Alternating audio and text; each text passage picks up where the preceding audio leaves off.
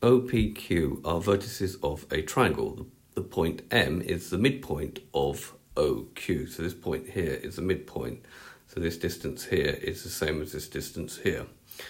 If OP is 3A and PQ is 4B, express the vector PM in terms of A and B.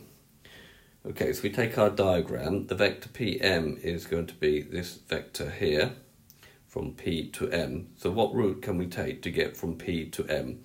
Well, we can go P to O plus OM.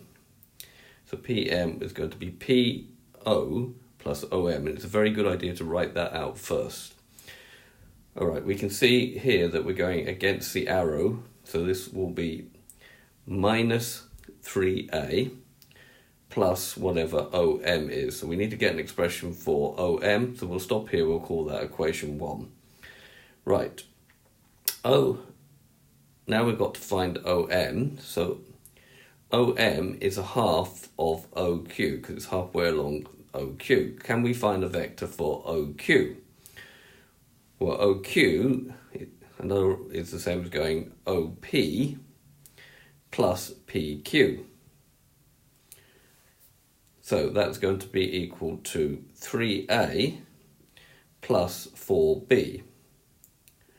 But OM is half of that, so we'll just put a half in brackets of 3A plus 4B. We can now substitute that into equation 1. So we can now replace OM with this. So PM now becomes equal to minus 3A plus OM, which we've found out to be a half times 3A plus 4B.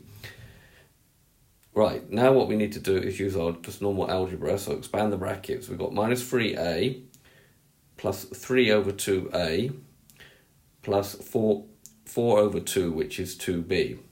Now we can collect like vectors together.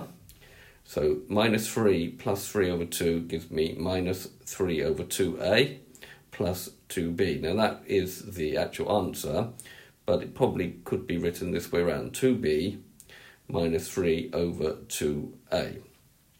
So this has been a video to show you how to do vector geometry on a triangle. I hope you've understood, and I thank you very much for watching.